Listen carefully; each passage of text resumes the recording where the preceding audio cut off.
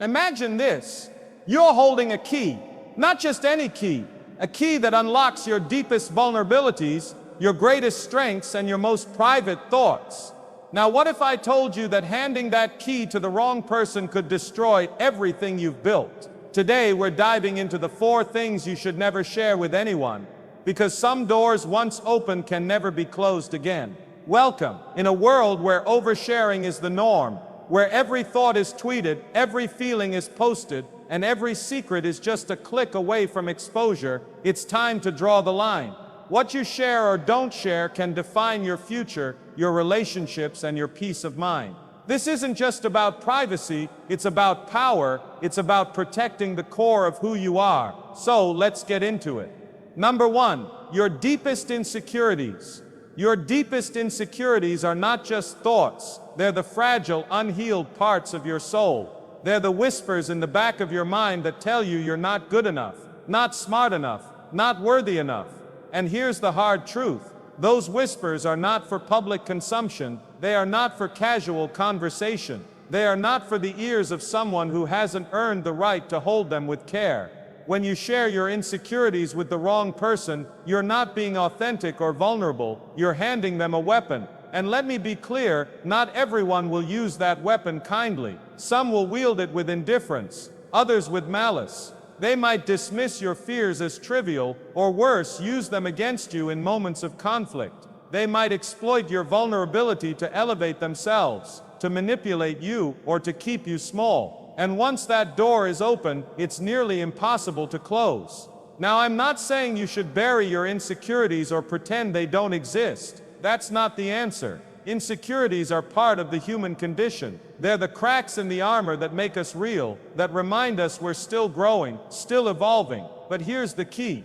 You don't share those cracks with just anyone. You don't expose them to the world before you've done the hard work of understanding them, of healing them, of turning them into strengths. Think of it like this: your insecurities are a wound.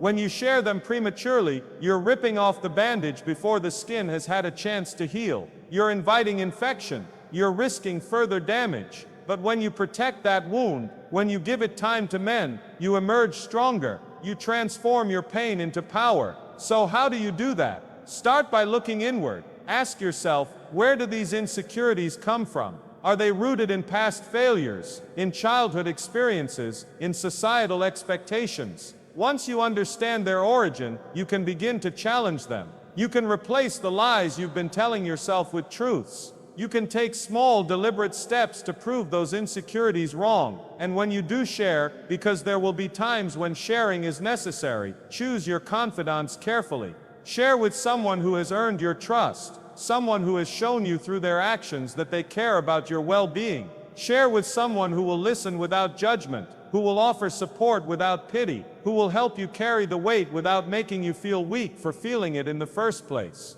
But until you find that person, and even after you do, remember this: your insecurities are not your identity. They are not the sum of who you are. They are simply a part of your story, a chapter in the book of your life. And like any good story, the most compelling parts are not the moments of weakness, but the moments of triumph. The moments when you rise above the doubts, when you silence the whispers, when you prove to yourself that you are capable, that you are resilient, that you are enough. So guard your insecurities. Protect them like the precious, fragile things they are, not because you're ashamed of them, but because you respect yourself enough to know that not everyone deserves access to the deepest parts of you. And as you do that, as you turn those insecurities into strengths, you'll find something extraordinary happening. You'll start to stand taller. You'll start to speak louder. You'll start to believe in yourself in a way that no one can ever take away from you. That's the power of keeping some things to yourself. That's the power of knowing your worth. And that's the power of becoming the person you were always meant to be. Your insecurities don't define you. How you handle them does. So handle them with care. Handle them with strength. And above all, handle them with the knowledge that you are far more than the sum of your fears. Number 2, your long-term goals and dreams. Your long-term goals and dreams are the compass that guides your life. They're the visions that keep you up at night, the ideas that ignite your passion, and the plans that give your existence meaning. But here's the thing. Those dreams are sacred. They're not for casual conversation. They're not for idle chatter. And they're certainly not for the ears of someone who hasn't earned the right to hear them. When you share your goals prematurely, you risk diluting their power. You risk inviting doubt, criticism, and even sabotage. Not everyone wants to see you succeed. In fact, some people will feel threatened by your ambition. They'll project their own fears and failures onto you. They'll tell you it's impossible, that you're not good enough, that you're wasting your time. And if you're not careful, their negativity can seep into your mind and erode your confidence. But it's not just the naysayers you have to worry about. Even well-meaning people can unintentionally derail your progress. They might offer unsolicited advice, push you in a direction that doesn't align with your vision, or distract you with their own agendas. And every time you share your goals, you're giving away a piece of your focus, your energy, and your drive. So what should you do instead?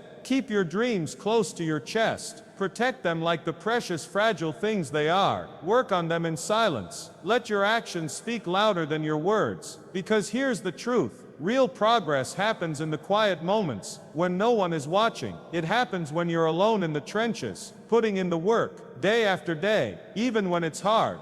Think of it like this. Your goals are a seed. When you plant that seed, you don't dig it up every day to see if it's growing. You don't show it to everyone who walks by. You water it. You nurture it. You give it time to take root and grow. And when it finally breaks through the surface, when it blossoms into something beautiful, that's when you share it with the world. That's when you let others see the fruit of your labor. But until then, guard your dreams fiercely. Protect them from the noise, from the distractions, from the negativity, and most importantly, protect them from yourself. Because the biggest obstacle to your success isn't other people, it's your own self-doubt. It's the voice in your head that tells you you're not good enough, that you'll never make it, that you should just give up. So how do you silence that voice? By taking action, by proving it wrong, by setting small, achievable goals, and working toward them every single day. Every time you take a step forward, no matter how small, you're building momentum. You're proving to yourself that you're capable, that you're resilient, that you're unstoppable. And as you do that, as you work toward your goals in silence, something extraordinary will happen. You'll start to believe in yourself in a way that no one can ever take away from you. You'll start to see your dreams, not as distant fantasies, but as real, tangible possibilities. And when you finally achieve them, when you finally reach that mountaintop, you'll look back and realize that every step, every struggle, every moment of doubt was worth it. But here's the key. You don't have to do it alone. There will be people who support you, who believe in you, who want to see you succeed. And when you find those people, hold on to them. Share your dreams with them. Let them be your cheerleaders, your sounding boards, your partners in crime. But even then, be selective, be intentional, because not everyone deserves a front row seat to your journey. So guard your dreams. Protect them like the precious, fragile things they are. Work on them in silence. Let your actions speak louder than your words. And when you finally achieve them, when you finally reach that mountaintop, you'll look back and realize that every step, every struggle, every moment of doubt was worth it. That's the power of keeping some things to yourself. That's the power of knowing your worth.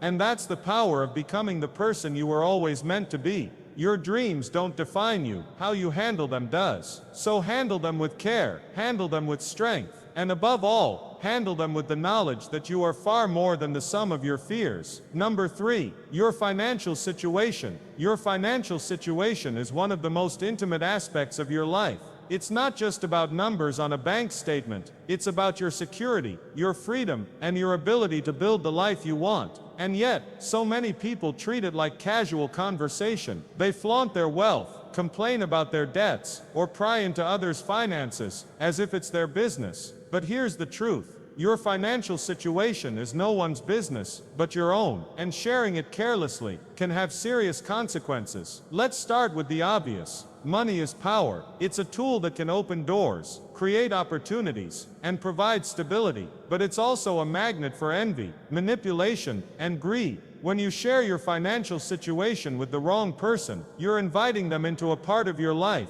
that they have no right to access. You're giving them a glimpse into your vulnerabilities, your priorities, and your ambitions. And not everyone will handle that information responsibly. If you're struggling financially, sharing that information can make you a target. People might judge you, pity you, or even exploit you. They might offer unsolicited advice that doesn't align with your goals, or they might use your situation to make themselves feel superior. And if you're doing well financially, sharing that information can make you a target in a different way. People might resent you, manipulate you, or even try to take advantage of your success. They might ask for loans, expect handouts, or pressure you into spending money you don't want to spend. But it's not just about other people. Sharing your financial situation can also affect your own mindset. When you constantly talk about your struggles, you reinforce a narrative of scarcity and limitation. You focus on what you don't have, rather than what you're working toward. And when you constantly talk about your success, you risk becoming complacent. You might start to believe that you've made it, and lose sight of the habits and discipline that got you there in the first place. So what should you do instead? Keep your financial situation private. Protect it like the precious, fragile thing it is.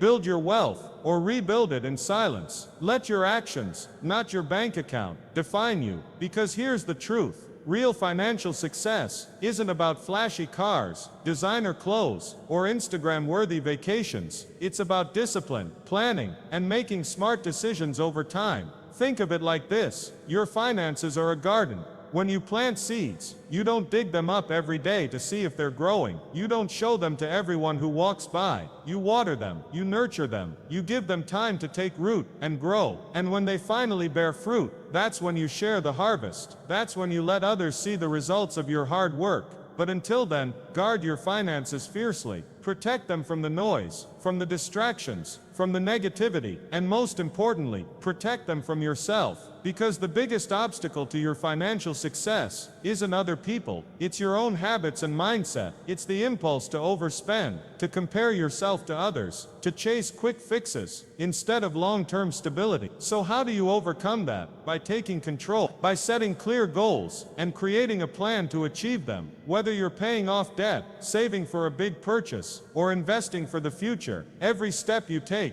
brings you closer to financial freedom. And as you do that, as you build your wealth in silence, something extraordinary will happen. You'll start to feel a sense of security and confidence that no one can ever take away from you. And when you do share, because there will be times when sharing is necessary, choose your confidants carefully. Share with someone who has earned your trust, someone who has shown you through their actions that they care about your well-being. Share with someone who will listen without judgment, who will offer support without pity, who will help you carry the weight without making you feel weak for feeling it in the first place. But until you find that person, and even after you do, remember this: your financial situation is not your identity. It's not the sum of who you are. It's simply a tool, a resource, a means to an end. And like any tool, it's most powerful when used wisely, when protected carefully, and when shared selectively. So guard your finances. Protect them like the precious, fragile things they are. Build your wealth in silence. Let your actions, not your bank account, define you. And when you finally achieve financial freedom, when you finally reach that mountaintop, you'll look back and realize that every step, every struggle, every moment of doubt was worth it. That's the power of keeping some things to yourself. That's the power of knowing your worth. And that's the power of becoming the person you were always meant to be. Your finances don't define you. How you handle them does. So handle them with care. Handle them with strength. And above all, handle them with the knowledge that you are far more than the sum of your fears. Number 4, your family or relationship problems. Your family and relationship problems are some of the most personal, delicate, and emotionally charged aspects of your life.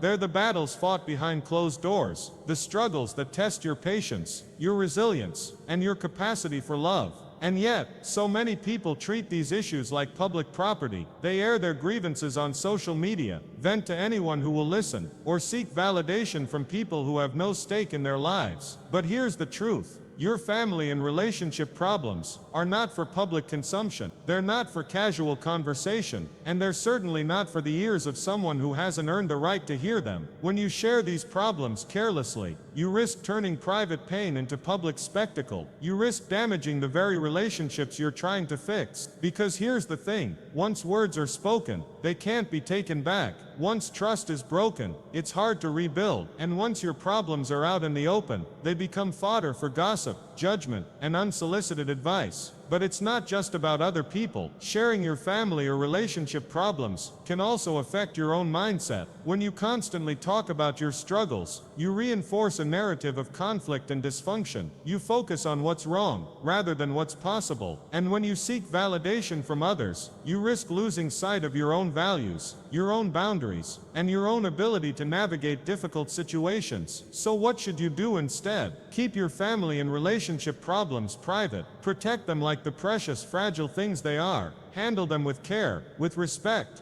and when necessary, with professional help. Because here's the truth. Real resolution happens in the quiet moments, when no one is watching. It happens when you're willing to have the hard conversations, to listen with an open heart, and to take responsibility for your part in the conflict. Think of it like this. Your family and relationships are a garden. When there's a weed, you don't call in the neighbors to point it out. You don't post about it on social media. You roll up your sleeves, get down on your knees, and pull it out yourself. You nurture the soil. You water the plants. You give them time to grow. And when the garden is thriving, that's when you invite others to enjoy its beauty. That's when you let them see the fruits of your labor. But until then, guard your family and relationships fiercely. Protect them from the noise, from the distractions, from the negativity, and most importantly, protect them from yourself. Because the biggest obstacle to resolving these problems isn't other people, it's your own emotions, your own ego, and your own unwillingness to see things from another perspective. So how do you overcome that? By taking a step back, by approaching the situation with humility, empathy, and a willingness to learn. Whether it's a misunderstanding with a partner, a conflict with a parent, or a rift with a sibling, every problem is an opportunity to grow. It's a chance to deepen your understanding, to strengthen your bond, and to build a foundation of trust and respect. And as you do that, as you work through these problems in private, something extraordinary will happen. You'll start to see your family and relationships not as sources of pain, but as sources of strength. You'll start to appreciate the complexity, the beauty, and the resilience of the people you love. And when you finally resolve the conflict, when you finally find common ground, you'll look back and realize that every step, every struggle, every moment of doubt was worth it. But here's the key. You don't have to do it alone. There will be times when you need support, when you need guidance, when you need someone to help you see things clearly. And when that time comes, seek out a trusted confidant or a professional counselor. Share your problems with someone who has earned your trust, someone who has shown you through their actions that they care about your well-being. Share with someone who will listen without judgment, who will offer support without pity, who will help you carry the weight without making you feel weak for feeling it in the first place. But until you find that person, and even after you do, remember this: your family and relationship problems are not your identity. They're not the sum of who you are. They're simply a part of your story, a chapter in the book of your life. And like any good story, the most compelling parts are not the moments of conflict, but the moments of resolution, the moments when you rise above the pain, when you find common ground, when you prove to yourself and to others that love is stronger than any obstacle. So guard your family and relationships. Protect them like the precious, fragile things they are. Handle them with care, with respect, and with the knowledge that not everyone deserves a front row seat to your personal battles. That's the power of keeping some things to yourself. That's the power of knowing your worth. And that's the power of becoming the person you were always meant to be. Your family and relationships don't define you. How you handle them does. So handle them with care. Handle them with strength. And above all, handle them with the knowledge that you are far more than the sum of your fears. Here's the bottom line.